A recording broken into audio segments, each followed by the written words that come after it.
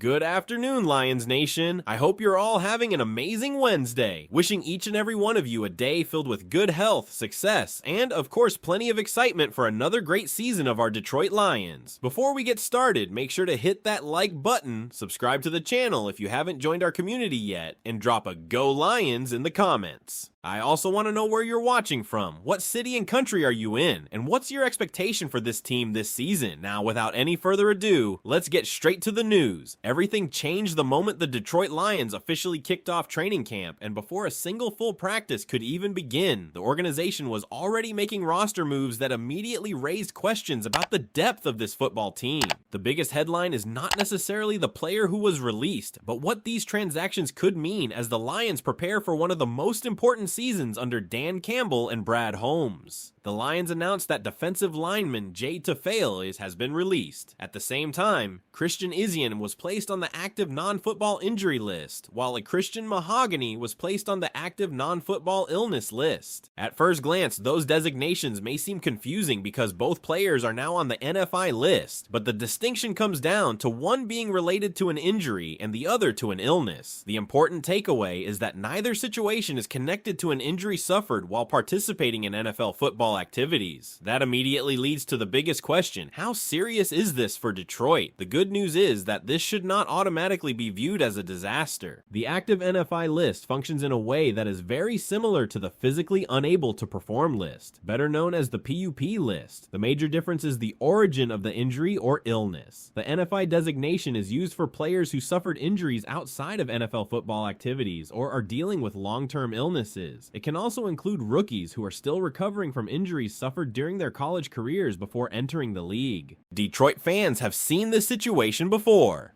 Jameson Williams began his rookie season under similar circumstances after suffering the knee injury during the national championship game in college. That injury delayed his NFL debut and significantly impacted his first season with the Lions. Hendon Hooker also spent time on the NFI list while recovering from his college injury before eventually joining the active roster. Because of those previous examples, seeing Christian Izien and Christian Mahogany on this list should not immediately create panic. However, it does create uncertainty because their availability moving forward now becomes one of the stories to monitor throughout training camp. The rules surrounding the NFI list are also important. If a player remains on the active NFI list during camp but is activated before final roster cuts, he can return without missing regular season games. However, if he is transferred to the reserve NFI list after the final 53-man roster is established, he must miss at least the first 4 games of the regular season. During that time, he also does not count against the active 53-man roster. That possibility is especially significant when discussing Christian Mahogany. If he remains unavailable for an extended period, Detroit faces difficult decisions about its offensive line depth. Missing valuable training camp practices can slow a player's development, particularly for someone still trying to establish himself within the rotation. Even if the coaching staff believes in his long-term potential, every missed practice becomes an opportunity for another player to earn valuable reps and potentially secure a roster spot. On the defensive side of the ball, the timing is equally concerning because the secondary was already entering camp with questions. Detroit invested considerable resources into rebuilding this group over multiple off-seasons, adding players through both the draft and free agency in an effort to strengthen the defensive backfield. Despite all of those investments, the Lions are once again entering camp with concerns about available defensive backs. Christian Izien's absence only adds another layer to that issue.